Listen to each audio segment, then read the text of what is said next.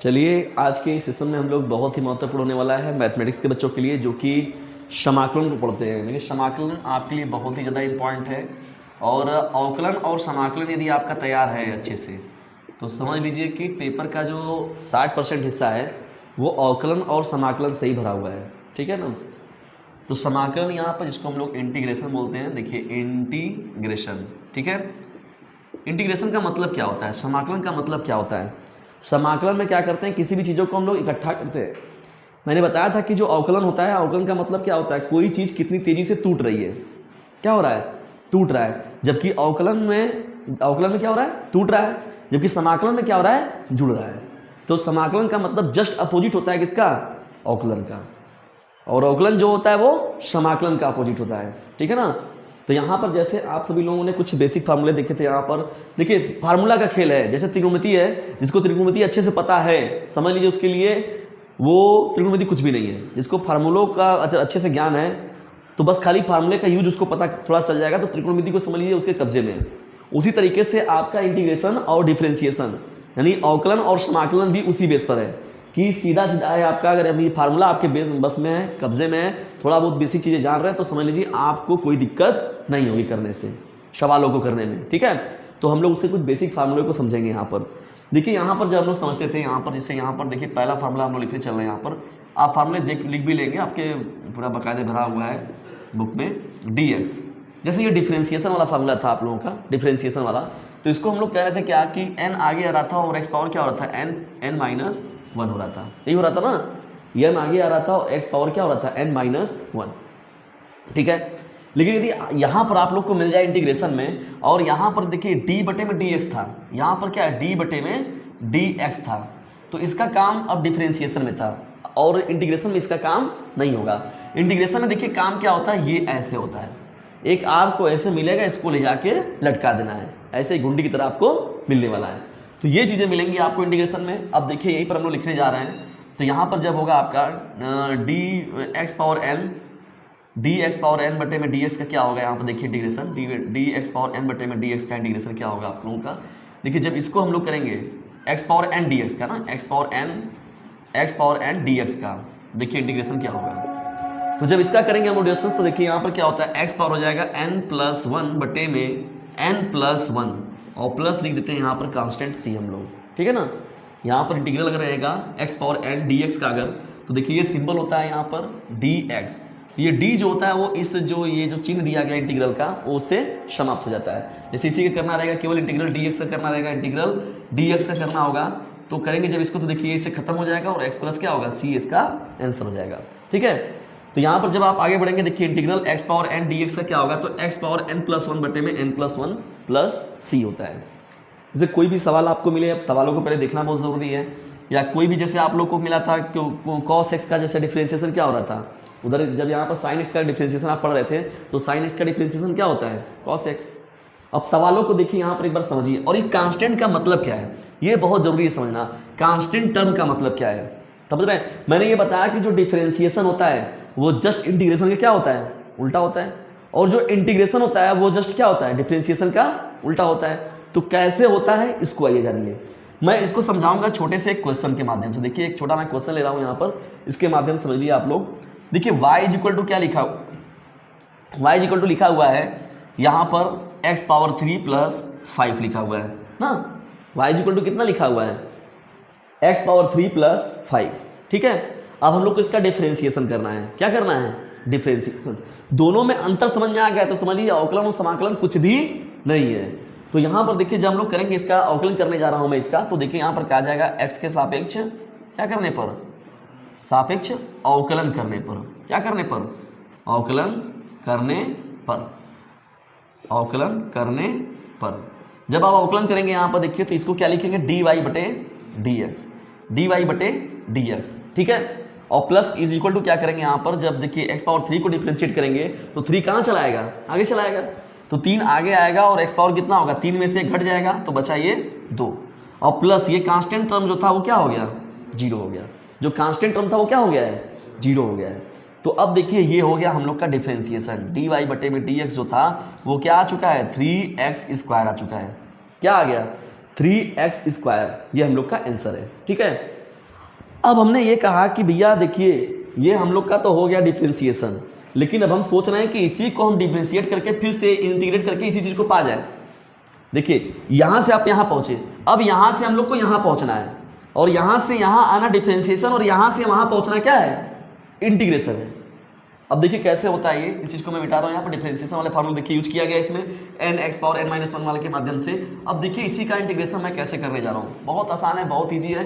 एक बार कॉन्सेप्ट आपके दिमाग में क्लियर होना चाहिए। और ये कांस्टेंट टर्म क्यों लिखते हैं हम लोग, अब देखिए यहाँ पर जैसे ये सवाल में, अब इसका हम लोग ले लिया जाए इंटीग्रेशन करने चल रहे हैं हम लोग। देखिए यहाँ पर सवाल में लिख रहा हूँ dy बटे में क्या है, dx इज इक्वल टू क्या है यहाँ पर 3x² है, 3x² है।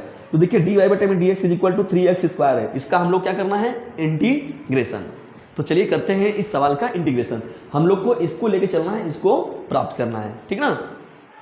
तो अब चलेंगे जब यहाँ पर हम लोग, तो dy यानी constant variable and separable method, यहाँ पर देखिए dx वाले को एक टर्म में लाइए, तो 3x² ये हो गया आपका dx, dy is equal to 3x² dx हो जाएगा। अब कहा जाएगा इसको कि इंटीग्रेटिंग करेंगे, इसको हम लोग क्या करेंगे, ऑन इंटीग्रेटिंग, क्या किया जाएगा, ऑन इंटीग्रेटिंग। जैसे ही जब आप इसको इंटीग्रेट करेंगे तो ये इंटीग्रल का आप साइन बनाएंगे, dy हो जाएगा इज इक्वल टू इंटीग्रल का साइन 3x² dx प्लस तुरंत हम लोग क्या जोड़ देंगे, देखिए इसमें c, क्या जोड़ दिए हम लोग, इसमें कांस्टेंट टर्म हम लोग का तुरंत जुड़ गया, कौन, c। यहाँ पर जैसे ही ये सिंबल लाए और यहाँ पर देखिए हो गया आपका c। अब चलिए ये तो इससे क्या हो जाएगा, देखिए ये चीज़ जो होती है ये इससे, ये तो स्वाहा हो जाएगा, तुरंत खत्म हो जाएगा।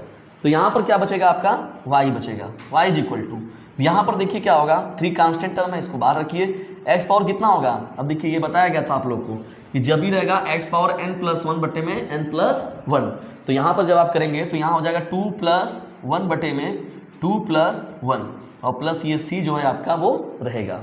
तो y इज इक्वल टू कितना आया हम लोग का, बताइए, y इज इक्वल टू आया 3x पावर 3 बटे में 3 प्लस c। अब 3 से 3 क्या हो गया, कैंसिल आउट हो गया। जब y इज इक्वल टू निकालेंगे आप सभी लोग तो क्या हो गया यहाँ पर x पावर 3 प्लस c, देख रहे हैं यहाँ पर ये चीज़। अगर हम लोग इनिशियल पोजीशन में ले जाएंगे, स्टार्टिंग पोजीशन में ले जाएंगे, तो देखिए स्टार्टिंग पोजीशन में क्या था, यहाँ पर c की जगह पर 5 था, क्या था c की जगह पर 5। तो देखिए यहाँ पर हम लोग 5 ले लेते हैं, वहाँ पर c इज इक्वल टू प्रारंभिक स्थिति पर अगर देखा जाए तो c इज इक्वल टू 5 अगर, तो y is equal to x power 3 plus 5 हो गया, ठीक। अब समझिए यहाँ पर जैसे मान लीजिए ये सवाल था आपका ये वाला, ठीक ना, डिफरेंशिएशन आपने किया, यहाँ पर कांस्टेंट टर्म था, क्या था, 5 कांस्टेंट टर्म था, तो कांस्टेंट टर्म गायब हो गया। यहाँ पर देखिए कांस्टेंट टर्म क्या हो गया, 0 के खत्म हो गया, तो डिफरेंशिएशन में वो क्या हो गया, गायब हो गया।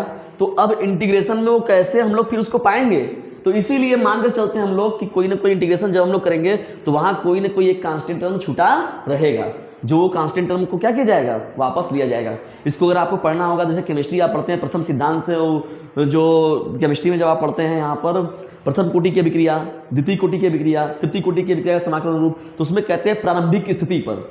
जैसे फिजिक्स में आप डेरिवेशन जो भी करते हैं, जहाँ पर भी डेरिवेशन करेंगे तो उसमें कंडीशन को यार देखते हैं कि प्रारंभिक समय में उसका क्या स्थिति था। जब इंटीग्रेशन आप करते हैं तो वहाँ पर आप इस चीज़ का जरूर यूज करते हैं कि भैया स्टार्टिंग समय में क्या पोजीशन था। इसीलिए हम लोग कांस्टेंट टर्म लेकर चलते हैं कि हो सकता है कोई कांस्टेंट टर्म रहा होगा जो डिफरेंशिएशन में वो खत्म हो गया होगा, लेकिन इंटीग्रेशन में उस कांस्टेंट टर्म को हम लोग ऐड करके क्या करते हैं, चलते हैं लेकर।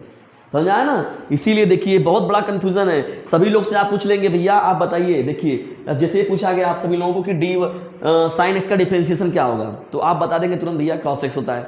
लेकिन वही कॉस एक्स का इंटीग्रेशन पूछा जाए तो आप जो भी बोलेंगे उसके साथ प्लस क्या लगाते हैं, सी लगाते हैं, क्योंकि अभी मैं डिफरेंशिएशन इसका दे दूँ y इज इक्वल टू क्या दे दूँ मैं, यहाँ पर मैंने दे दिया साइन एक्स प्लस 5 दे दिया। तो अब ये कांस्टेंट टर्म कहाँ गया, डिफरेंशिएशन करेंगे तो खत्म हो गया वो, लेकिन इंटीग्रेशन में वापस मिला वो नहीं मिलेगा इंटीग्रेशन में। तो इसीलिए कांस्टेंट टर्म एक हम लोग लेकर चलते हैं। अभी मान लीजिए इस कांस्टेंट की जहाँ पर आपका एक्स रहता है या यहीं पर आपका रहा होता, देखिए इसको अभी कंफ्यूजन मैं आप लोगों को दूर कर रहा हूँ। जैसे मान लीजिए यहीं पर आपका रहा होता एक्स केवल रहा होता ना, यहाँ पर अगर मान लीजिए आपका क्या रहा होता एक्स, तो अब देखिए ये टर्म नहीं जाएगा तो क्या बचा रहेगा यहाँ पर आपका बच जाएगा केवल 5 होगा ना, क्योंकि x का डिफरेंशिएशन कितना हो जाएगा 1 हो जाएगा। और जब यहाँ पर आप करेंगे तो देखिए dy बाई डी एक्स आपका कितना आ गया 5 आ गया। अब इसका इंटीग्रेशन जब वहाँ करने जाएंगे आप सभी लोग, देखिए सवाल को मैं पलट रहा हूँ बदल रहा हूँ, तो देखिए यहाँ पर जब करेंगे इसको तो ये हो जाएगा प्लस 5 जोड़ दीजिए इसमें, क्योंकि भैया एक कांस्टेंट टर्म जो था एक एक्स था तो वो एक एक्स गायब हुआ, लेकिन कांस्टेंट टर्म जो था वो पड़ा हुआ है, कांस्टेंट नंबर लिखा हुआ है। तो अब यहाँ पर जब लिखेंगे आप तो यहाँ पर देखिए प्लस 5dx, एक टर्म और जुड़ता चला जाएगा। तब यहाँ पर देखिए एक टर्म और आपका जुड़ जाएगा 5dx प्लस देखिए फिर सी लिख लीजिए आप। जब भी लेके चलेंगे एक कांस्टेंट टर्म, भैया नहीं था यहाँ नहीं बचेगा, वो जीरो हो जाएगा, खत्म हो गया प्रारंभिक पोजीशन में, लेकिन हमेशा सी हम लोग लेकर चलेंगे। अब देखिए इंटीग्रेट किया जाएगा तो एक इंटीग्रेशन यहाँ पर ही बढ़ाया जाएगा, बढ़ाया जाएगा कि नहीं। तो अब पूरी बातें हुई आपकी जो, तो अब सवालों में देखिए ध्यान से यहाँ पर, जैसे हम इसको हटा रहे हैं, ठीक है, ये सभी सवाल, तब सवाल ही आपका बदल गया, ठीक है ना, सवाल बदल भी गया, तो वो आपके लिए सही भी है, वो तो समझ में आया, इससे पहले वाला समझ में आया ही है, ठीक है। इसको भी हम लोग देख ले रहे हैं, जो भी है ऑनलाइन वाले विद्यार्थी भी वो भी देखें। देखिए यहाँ पर कितना हो जाएगा, y हो जाएगा, ये जान रहे, इससे खत्म हो गया। अब यहाँ पर कितना होगा, वो ये चीज़ वही चीज़ थी जहाँ पर पहले आपने किया हुआ है, इसको 3 हो गया, x² प्लस 1 बटे में 2 + 1 प्लस 5 हो गया, और d से ये जो है खत्म हो गया, तो ये बचा केवल x और प्लस हो गया c, ठीक है। अब y = जब आप करेंगे यहाँ पर काम, तो ये 3 से 3 कैंसिल आउट हो जाएगा, और ये होगा x³ प्लस 5x, दिख रहे हैं। तो जो आपका डिफ्रेंसिएशन था, जो आपका डिफ्रेंसिएशन क्या था यहाँ पर देखिए, y = x³ प्लस 5x, यही था ना डिफ्रेंसिएशन, यानी y = दिया गया था x³ प्लस 5x। तो x के सापेक्ष जब हम लोग अवकलन किए तो ये देखिए हम लोग को मिला ना, यही मिला।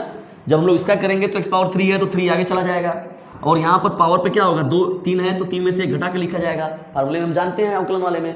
तो ये देखिए बच्चा आपका 5 है, कांस्टेंट है, x का क्या होगा, डिफ्रेंसिएशन 1 होगा, तो ये बच गया आपका, ठीक। और यहाँ पर dy/dx है = 3x² प्लस 5 हो गया, तो यहाँ से जो dx है अब हम लोग उधर भेज दिए इंटीग्रेशन वाले पार्ट में। डिफ्रेंसिएशन देखिए ये आया हुआ था आपका यहाँ पर, था ना, लेकिन अब इंटीग्रेशन हम यहाँ पर करने जा रहे हैं, यहाँ से इंटीग्रेशन बना रहे हैं जब हम लोग इसको, तो वेरिएबल और सेपरेबल से y वाले को अलग और x वाले को अलग किए, ठीक है ना। जब ये हो गया आपका तो ऑन इंटीग्रेटिंग किए, देखिए ये किया गया, ये किए और ये चीज़ जोड़ा गया कांस्टेंट टर्म को भी। जब करते हम लोग चले गए तो देखिए हम लोग का रिजल्ट क्या है, मिल गया। तो ये चीज़ आप कांसेप्ट समझिए कि डिफरेंशिएशन का मतलब होता है कोई चीज़ जो है वो कितने तेजी से टूट रही है, और इंटीग्रेशन का मतलब होता है कोई चीज़ कितना इंटीग्रेट हो रही है। जैसे कहा गया कि इंटीग्रिटी का मतलब होता है इकट्ठा करना लोगों को, तो इंटीग्रेशन जो होता है वो मैथ में भी वही काम करता है कि इंटीग्रेट कर देता है उनको, मतलब जोड़ लेता है। कई पद रहेंगे, कई टर्म रहेंगे, तो उन टर्मों को जो है इंटीग्रेट करके एक कर लेता है। और डिफरेंशिएट क्या करता है कि जो टर्म रहते हैं उनको तोड़कर वो तोड़ मरोड़ कर पूरा फैला देता है, अलग अलग कर देता है। तो इंटीग्रेशन का मतलब होता है जोड़ना और डिफरेंशिएशन का मतलब होता है तोड़ना, ठीक है ना। और जो है जोड़ना कठिन काम है थोड़ा सा, डिफरेंशिएशन तो बहुत आसान है। डिफरेंशिएशन के सापेक्ष अगर देखा जाए तो इंटीग्रेशन थोड़ा सा है टफ। और भाई क्योंकि जानते हैं कि सोसाइटी में भी हम लोग देखें तो डिफरेंशिएट करना कितना आसान काम है, लेकिन किसी को इंटीग्रेट करके रखना ये बहुत कठिन काम है। तोड़ना बहुत आसान काम है, लेकिन जोड़ना बहुत कठिन काम है, अपने आप में एक बहुत ही अच्छी चीज़ है। तो यहाँ पर देखिए इस तरीके से है समाकलन का। और ये कांस्टेंट टर्म क्यों जुड़ता है, इसका कॉन्सेप्ट समझ में आया कि नहीं।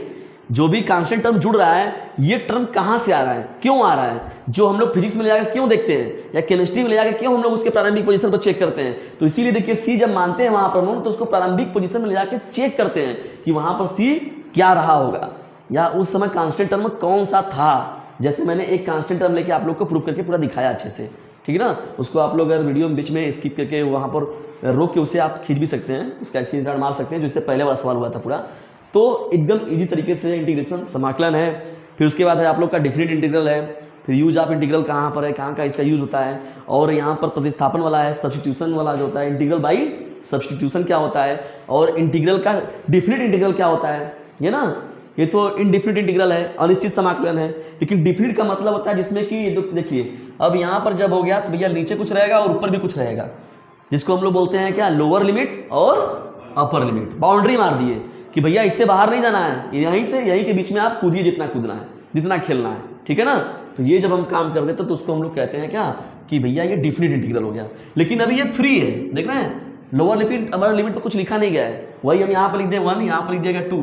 तो ये कहा गया कि भैया जो भी आपका फंक्शन रहेगा, जो भी आपका समीकरण रहेगा, जो भी आपका इक्वेशन रहेगा, वो उसी लिमिट में क्या करेगा, घूमेगा, उसके अलावा वो कोई काम नहीं करेगा, ठीक है ना।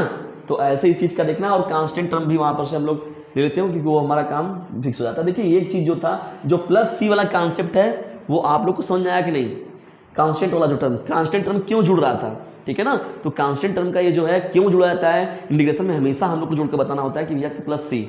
जब भी आप बताएंगे, जैसे आपसे कोई डिफरेंशिएशन पूछे तो यहाँ पर जब उसका हम लोग बता दिया, लेकिन इसका जब पूछा जाए तो प्लस सी, अगर प्लस सी के साथ भी नहीं बोल रहे हैं तब भी आपको सही माना जाएगा। लेकिन प्लस सी जो रहता है कांस्टेंट टर्म को हम लोग देखिए 0 हो गया वैल्यू, वैल्यू हो गया, कोई 2 4 5 6 7, तो उसको हम लोग मानते हैं। और जितना भी फार्मूला है, देखिए मैंने पहले ही बताया कि बहुत ईजी है, डिफरेंशिएशन रहे चाहे समाकलन रहे, बहुत सरल है, लेकिन एक चीज़ आपको पता होना जरूरी है, और वो है पूरा का पूरा फार्मूला। ठीक है, फार्मूला है तब पूरा सवाल आपके कब्जे में है। और एक चीज़ और, मैथमेटिक्स में तो हमेशा जानते हैं कि practice make a man perfect, जितना ज़्यादा आप प्रैक्टिस करेंगे उतना ही ज़्यादा आपका तैयार होगा। और इसका यकीन मानिए, मैं बहुत ज़्यादा आप लोगों को प्रैक्टिस 1 से 2 महीने में पूरा अच्छे से करा दूंगा। इसे अपने क्लासमेट फटाक से कर दीजिए शेयर, क्योंकि बोर्ड एग्जामिनेशन है आप सभी लोगों के नियर।